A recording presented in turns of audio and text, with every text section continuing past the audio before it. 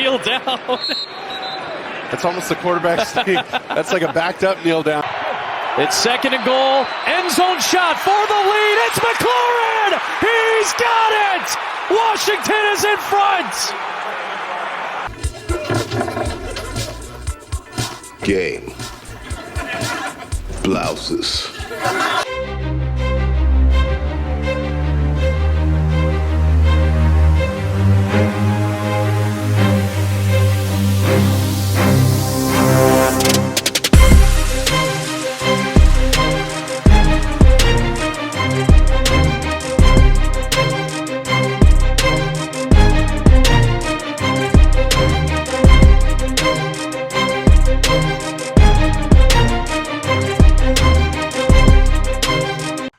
What up, what's good, what's happening? It's your boy Big Herb here for Off the Bench.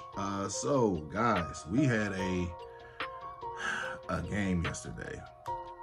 Should have had even gone this close. Should we even be worried about anything?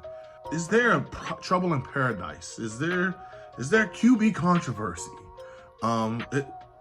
Let's just get to it. The game on Sunday, going up against the Dallas Cowboys, had a lot of ups and downs. So there's some good news and there's some bad news. We're in a good mood right now because we're in the playoffs. So let's just get the bad news out the way, because we going in with good vibes this week. Okay, so starting off, offense was flat. No receivers was making any catches.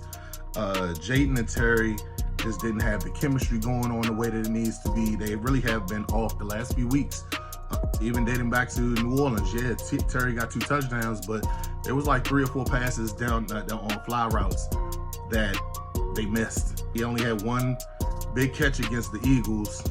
The rest were like, hey, we're sending it to everybody else. That's good and all, but we need to be getting Terry the ball. I mean, the fact that he might be an All-Pro this year and he only has like what, 80 catches. I mean, that's a testament to him, but at the same time, get him the ball. It wasn't until like the second half where he actually got more passes thrown to him, and we'll get to that. The offensive line, Jesus Christ. If Tyler Biadasz is not in, there's going to be a problem. Michael Dieter as your backup, I'm sorry, not sorry. The boy's trash. He's always giving up sacks. The offensive line just doesn't have the good chemistry. They're not on the same page. Everybody's getting blitzed up the middle, on the sides and everything, and nobody can pick up anything. But when Tyler Biadasz is in, everything's on point. You lower down 6 sacks to maybe 1 or 2. It's just without him. This is why I said that I feel like he was a Pro Bowler this year. He should have been a Pro Bowler this year. He's not a first alternate. This whole entire line looks way better with him in the lineup. Let's just call a spade a spade. I mean, there's nothing against Michael Dieter as a person. He's just not good. In the offseason, we need to get a better backup. Because if Biadasz is going to be getting hurt and not being in the lineup a lot, it's going to be a problem. With him in the game, the running game is better.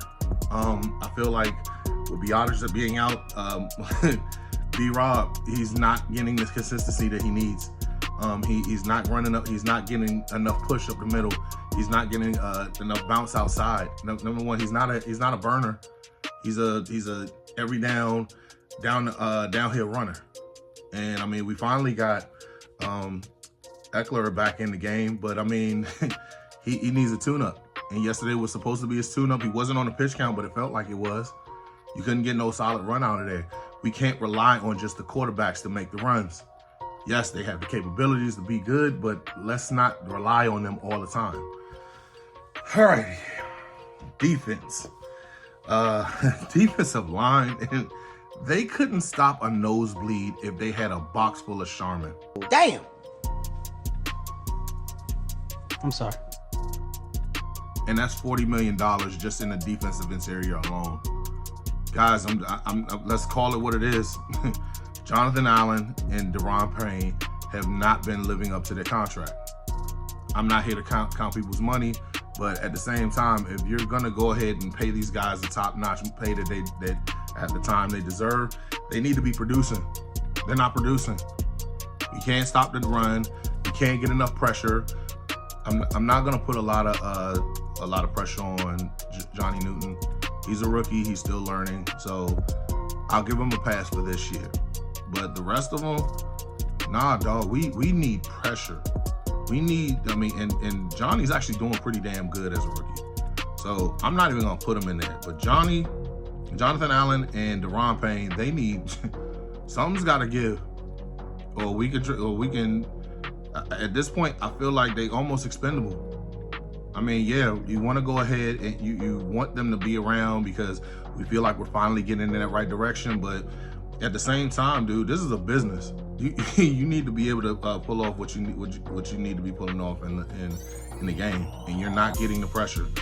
I really hope that they could be on some Indianapolis Colts type shit. That one year that they won the Super Bowl, Peyton Manning's first Super Bowl, where they went in and they had a shitty run defense, and they was getting like, I remember one time it was Fred Taylor down the stretch. He had a 200-yard game on him, and once Bob Sanders came in, and that defense just clicked, and the run defense was just solid. Nobody could run on him. I mean, we need something at this point. Another thing, Trey Lance at times, he looked like he was an all-pro out there. Let's just call it what it is. He was able to move around, doing quarterback rollouts, RPOs, just doing whatever he wanted. There wasn't enough pressure up the middle. There wasn't. Yeah, Jonathan Allen got a sack. Good job. I'm not taking that away. But dude, we need consistent pressure. We're not blitzing enough. And in the playoffs, we're gonna have to, because I mean, some of the quarterbacks that we're facing, they're mobile quarterbacks. We have to put the pressure on them. And this guy he's not even good. They waited until the last game of the season to actually put this guy in to see what he can do. And he looked like an all-pro against us at times. Yeah, he missed some throws and stuff, but I mean, he looked like he knew, like he had no problem moving the ball yesterday. Only issue was they couldn't get in the end zone. Yes, that's a credit to our defense, but he should not be able to do whatever he wanted yesterday. That's an issue. Defensive backs didn't play half bad. I just feel like they need to get pressure on the quarterback. St. Juice, other than that one face mask play, I think they dicked him on the pass interference because both of him and the receiver was battling it out. He had his hand on, the receiver had his hand on St. Juice. St. Juice had his hand on him, but it wasn't like blatant. I think that the ref should have just let them play, and he got that because Benjamin St. Juice is always getting flagged. Your reputation precedes you. Also, another thing, Jaden getting benched into the second half because of leg tightness. Cap.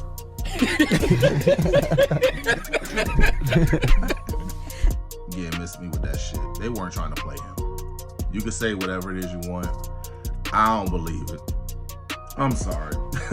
I don't believe it. You're not trying to get him hurt because look, you played shitty in the first half. That's all well and good, but we don't need you to play this game. You're not fooling me, Dan Quinn. You're not. You can say that all you want, but you're not. But I will say this, and this is where we move on to the good news. Marcus Mariota, sign that man up.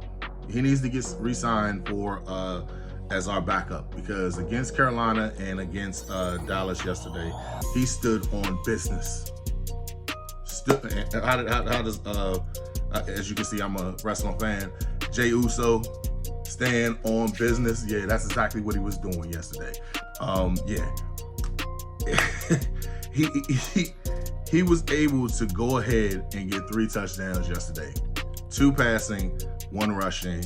On 4th down, he did what he on a 4th and I think it was 4th and 1 or 4th and 2. He was able to go ahead and break off a 30-yard run. He was in 6 seconds left, threw a dot to Terry, and we're going to get into Terry as well. threw a dot to him for a game-winning touchdown. And moving on to that, Terry. Scary Terrence, or whatever you want to call him. Terry McLaurin, congratulations, my guy. He has officially broken the franchise record for most touchdown catches in a season. Give it up to the guy. He's been on his A game his whole career here in Washington. I think other than his first year, he was like maybe 80 yards short of a 1,000 yards. 6 consecutive years with him having a 1,000-yard season. And Jaden is the first quarterback that he's actually had. Like, I mean, we got to give credit to when credit's due. This guy's, at this point, I need to ask you guys, and you guys in the comments, I need you to go ahead and say, so look at me. I need you to have this, I need to have this conversation with you right now. Look at me, sure. Look at me, sure. I'm the captain now. With Scary Terry doing every single thing that he's done with this franchise, getting the constant yardage every year, breaking the franchise record, and being the only talented receiver that we have had over the last 7 years, is he at least top 3 all time? Or is he the best receiver that we have ever had in this franchise? Yes, I'm getting close. I'm getting very intimate with you because I need to ask these questions. So please, be right here. I need you, Washington Commanders family, Washington Redskins family, Washington football family. We here right now. I need to be this intimate with you because I need you to listen. Scary Terry, in my opinion, is he the top receiver to ever play this game with this franchise? No, but he definitely is number 2. Now that I backed up off you with that, I need you to think about this real quick. So, in your opinion, tell me in the comment section, what is it that you think about Terry? Is Terry possibly the greatest to ever play the position for this franchise? Me personally, I would go ahead and say it's still our Monk. He's won a Super Bowl. At the time when he broke the record, he had the most receptions in NFL history. I think that our Monk is still the greatest receiver. But Terry's number 2, in my opinion. I'm sorry to everybody over Santana. I'm pretty sure Santana will even say, yeah, Terry's having a better career than I am right now. Terry has been that dude over the last 7 years. And we're not giving him the credit that he really deserves. To get 1,000 receiving yards after 1,000 receiving yards after 1,000 after 1,000 after 1,000 and still not have a quarterback until this year. If I'm not mistaken, I think, what is he, like 27, 28? And he's just now getting a quarterback. Yeah, that man is probably the number 2 best receiver to ever play on this team, this franchise. Now, as we finish this real quick, I have to tell you about, let's get to the best news of all today. We are in the playoffs. Playoffs? Don't talk about playoffs. Yeah, playoffs. Green Bay, with them losing yesterday and us winning yesterday, solidified the 6th seed for us. Now, I know you're probably thinking like, hey, it's the 6th seed. What can you really do this with a 6th seed? You can get to a Super Bowl and win it. Man, remind you about the Pittsburgh Steelers who did it. Who was the first to actually do it. Jerome Bettis was the first, was on that first team to ever just sneak into the playoffs and actually win the whole thing. Unfortunately, I have to say this too, the New York Giants, when they took out Tom Brady and the undefeated Patriots. Yeah, that was a 6th seed. I'm sorry, a 5th. Yeah, 6th seed. They weren't. Now, here's the one thing that I think is crazy. Yeah, we are playing as the 6th seed this year, but at one point, because the way the playoff is set up now, the playoffs has the 7th seed, which, because the 7th seed, you have the number 1 seed who's actually able to be the only one with a bye week. At one point in time, they were able to go ahead and all play, and there was no 7th seed, but there was a 5th seed, and there was a 5th seed going up against a 6th seed in the NFC Championship game. Do you know who that is? Yes, I'm a football historian. It was the Arizona Cardinals going against the Philadelphia Eagles. The Arizona Cardinals, even though they were the 5th seed, didn't have a home playoff in the first. Didn't have it in the second, but they had it in the third. The NFC Championship. They were able to have a home playoff game, and because we have it, I mean, because how open the NFC Championship, the NFC playoffs is this year, anything could happen. I'm not saying that it's going to happen. It's far-fetched. It really is. I'm being completely honest, guys. I'm being far-fetched. It's really far-fetched that this is ever going to happen. Oh, but if it actually happens, if we get an NFC Championship with this town in our stadium against the Green Bay Packers, because the Green Bay Packers is the number 7 seed, and that was the only way that we're able to do it. Oh, could you imagine? Yes, I'm getting intimate with you again. I'm just think about this. I care about my personal space. Whoa. Hey, who's around me right now? Who's around me? NFC Championship. You see how lit it was at the Atlanta game when they came here. Just imagine, it's prime time. It's dark and the lights are out. I mean, let's even go as far as this. The lights were out, and then they came back on, and on, off, on, continuously doing this. Bait! If you have epilepsy, I'm sorry. But yeah, this type of energy, a light show in the NFC Championship game, that would be fucking dope. I'm dreaming, but hey, it's a damn good dream to have. I mean, just think about it. It could happen. I would love for it to happen. Is it really gonna happen? Nah, probably not. I'm about 99% sure that it's not gonna happen. Still leave that 1%. So you're telling me there's a chance? But yeah, guys, tell me oh, one more thing I forgot to say. Yeah, because the irony behind us playing Tampa Bay in Tampa Bay 20 years ago was the last time that we actually had an actual playoff victory. 20 years ago. Do you know who the team was that we beat? Yeah, Tampa Bay Buccaneers. Sean Taylor getting the fumble recovery. Unfortunately, getting kicked out because he spit in Michael Pittman's face. That was kind of fucked up. We still getting that game. Clinton Porter's going off. I'll never forget that game. Santana couldn't do anything because they shut our defense down. Mark Brunell couldn't do shit. It was a good game that year, and we won and was able to go to the divisional round. Let's hope. That I could go ahead and say, like, I could see that. And we're going to talk about that later on this week in the preview for the playoffs. But guys, it's been a great season this year. I know I came in late in the season and everything as far as with the coverage of this team. Yeah, we're gonna get better with this in 2025. We're really gonna have a good run with this off the bench. I have faith in it. I have faith in you guys. Please like, share, subscribe, and now here also off the bench _HTTC on Instagram. Follow me on there. Talk to me on there.